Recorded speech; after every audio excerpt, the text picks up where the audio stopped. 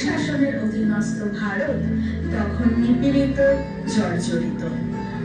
পরাধীনতার শৃঙ্খলে নিরুদ্ধ ভারতবাসী যেন ভুলতে বসেছে স্বাধীনতার স্বাদ। তারা যেন ব্রিটিশ অচলায়নের আজ্ঞাবহ নীরব দাস। ব্রিটিশদের উচ্চারিত কঠিন নির্দেশাবলী তাদের কানে যেন অনুরণিত হতে থাকে। চলো নিয়ম মতে, দূরে তাকিও না, ঘাড় বাঁকিও না, চলো সমান পথে। ঠিক এমনই পটভূমিকায় রবি ঠাকুর রচনা করলেন একটি রূপক সাংকেতিক নৃত্যনাট্য, যার নাম তাসের দেশ, যার মূল বিষয়বস্তুই ছিল পরাধীনতার বন্ধনকে ছিন্ন করে মুক্তির আনন্দকে উদযাপন করা। এই নৃত্যনাট্যের অন্তর্গত একটি সঙ্গীত, আমরা নূতন যৌবনেরই দূত, এই নাট্যের মূল বিষয়বস্তুকে যথার্থভাবে ইঙ্গিতপূর্ণ করে তোলে। এই সঙ্গীত তারুণ্যের প্রাণোচ্ছলতা ও নির্ভীকতার জয়গান করে। এটি চিত্রিত করে নবজাগরণকে, যা গতানুগতিক জরাজীর্ণ নিয়ম শৃঙ্খলার আগুন ভেঙে স্বাধীন এবং প্রগতিশীল চিন্তা শক্তির উত্থান ঘটায়। প্রসঙ্গত উল্লেখ্য, কবিগুরু এই সঙ্গীতটিকে বিশেষভাবে উৎসর্গ করেছিলেন নেতাজি সুভাষচন্দ্র বসুকে, তার দেশপ্রেম, অকুতোভয়তা ও বীরত্বকে সম্মান জ্ঞাপনের উদ্দেশ্যে।